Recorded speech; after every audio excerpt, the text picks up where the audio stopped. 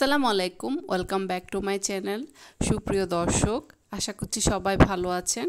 আজকে আপনাদের জন্য নিয়ে এসেছি আরও একটি নতুন রেসিপি, আর সেটি হচ্ছে ধনেপাতার আচার। শীতকালে এই ধনেপাতাটা খুবই সহজলভ্য এবং খুব অল্প টাকায় এই ধনেপাতাটা কিনে আপনারা চাইলে এই আচারটা তৈরি করে সারা বছর সংরক্ষণ করতে পারেন। রেসিপিতে যাওয়ার আগে আপনি আমার চ্যানেলের নতুন ভিউয়ার্স হলে আমার চ্যানেলটা প্লিজ সাবস্ক্রাইব করবেন আর পাশে থাকা বেল আইকনটি অন করে দিবেন। আর যদি ভিডিওটা ভালো লেগে যায় তাহলে লাইক কমেন্ট শেয়ার করবেন। প্রথমে এখানে আমি 2টি ধনেপাতা নিয়ে সেগুলোকে খুব ভালোভাবে ধুয়ে পরিষ্কার করে একটা স্ট্রেনারে পানি ঝরতে দিয়ে দিয়েছি। এবারে এখানে চুলায় একটা রান্নার প্যানে আমি 5 ফোড়ন নিয়েছি। নিয়ে এগুলোকে হালকা একটু টেলে নিব।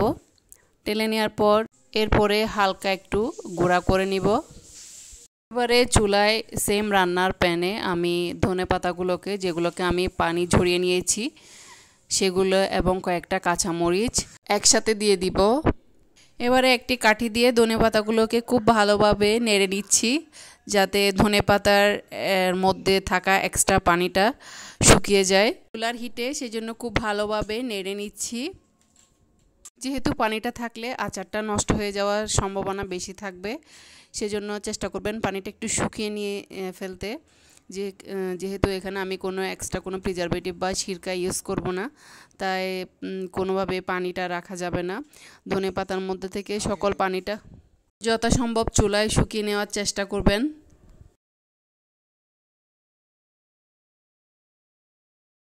এবারে ধনেপাতাগুলোকে আমি চুলা থেকে নামিয়ে একটা ডিশে নিয়ে নিব এবং ঠান্ডা করে ব্লেন্ড করে নিব। আপনারা চাইলে শিলপাটায়ও বেটে নিতে পারেন।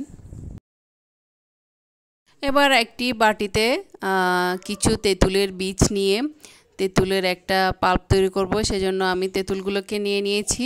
এবার তেঁতুলের সাথে কিছু গুঁড়া মশলা ইউজ করব। এতে দিয়ে দিব 1/2 টেবিল চামচ হলুদ গুঁড়া, 1/2 টেবিল চামচ লাল মরিচ গুঁড়া এবং 1/2 টেবিল চামচ ধনিয়ার গুঁড়া। এবারে সামান্য একটু পানি দিয়ে আমি হাত দিয়ে তেঁতুলগুলোকে চটকিয়ে নিব। চটকিয়ে নেওয়ার কারণ হচ্ছে আমি এখানে তেঁতুলের পাল্পটাকে বের করে নিব। এবারে সেম রান্নার প্যানে পরিমাণ মতো সরষের তেল দিয়ে আমি 4-5টা শুকনা মরিচ দিয়ে দিয়েছি এবং একটা পোড়া রসুন থেতো করে রসুনের কোয়াগুলো দিয়ে দিয়েছি। এবারে হালকা একটু নেড়ে নিয়ে আমি এর মধ্যে আরও অল্প আস্ত 5 ফোড়ন দিয়ে দিয়েছি। রসুনটা যখন একটু নরম হয়ে যাবে তেলের সাথে, তখন এর সুন্দর অ্যারোমাটা ছড়াবে। তখনই আমি আগে থেকে পেস্ট করে নেওয়া ধনেপাতাগুলোকে এর মধ্যে দিয়ে দিব। দিয়ে কন্টিনিউয়াস খুব ভালোভাবে নাড়তে থাকবো। শুকনা মরিচ, রসুন এবং 5 ফোড়নের সাথে পেস্ট করা ধনেপাতাগুলোকে খুব ভালোভাবে নেড়ে নিয়ে এবারে এর মধ্যে দিয়ে দিব আধ ভাঙা 5 ফোড়ন, যেগুলো আমি প্রথমেই গুঁড়া করে নিয়েছিলাম, ওগুলোই দিয়ে দিব। দিয়ে আবারও খুব ভালোভাবে নেড়ে নিব, যাতে 5 ফোড়নটা ধনেপাতার পেস্টের সাথে খুব ভালোভাবে মিশে যায়।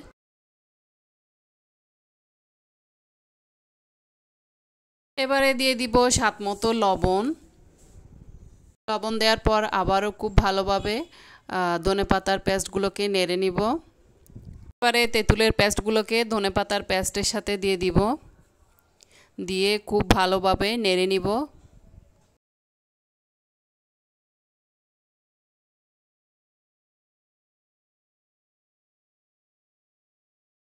এবারে তেঁতুলের টকটা ব্যালেন্স হওয়ার জন্য এতে দিয়ে দিব 1 টেবিল চামচ চিনি। চিনি দেওয়ার পর আবারও খুব ভালোভাবে নেড়ে নিব। হালকা একটু টক হওয়ার জন্য আমি আরও কয়েকটা তেঁতুলের বীজ এর মধ্যে দিয়ে খুব ভালোভাবে নেড়ে নিব, কারণ টক টক মিষ্টি মিষ্টি এই আচারটা খেতে কিন্তু খুব ভালো লাগে। যেহেতু হালকা আর একটু টক ইউজ করেছি, সেই জন্য ব্যালেন্স করার জন্য আরও 1 টেবিল চামচ চিনি এতে অ্যাড করব। চিনি অ্যাড করে আবারও খুব ভালোভাবে নেড়ে নিব। শেষবারের মতো আরেকটু নেড়ে তারপর আমি আচারগুলোকে চুলা থেকে নামিয়ে নিব। দেখুন আমার আচারের লুকটা দেখুন। এগুলোকে আমি একটা সার্ভিং ডিশে নিয়ে নিয়েছি ঠান্ডা হওয়ার পর। এটি সাদা ভাত, কুতের ভাত কিংবা খিচুড়ির সাথে খেতে কিন্তু অসম্ভব ভালো লাগে। আপনারা বাসায় চাইলে ট্রাই করতে পারেন। এটা তৈরি করার পর একটা এয়ারটাইট বয়মে নিয়ে একটানা কয়েকদিন রোদে দিয়ে দিবেন, তাতে আচারটা অনেক দিন ভালো থাকবে। আশা করছি আমার আজকের এই রেসিপিটা আপনাদের ভালো লেগেছে। ভালো লেগে থাকলে কমেন্ট বক্সে আমাকে জানাতে ভুলবেন না। আজ এ পর্যন্তই। দেখা হবে অন্য আরেকদিন অন্য কোনো নতুন রেসিপির সাথে। ততক্ষণ পর্যন্ত ভালো থাকবেন, সুস্থ থাকবেন। আপনাদের সকলের সুস্বাস্থ্য কামনা করে এখানেই বিদায় নিচ্ছি। আল্লাহ হাফেজ।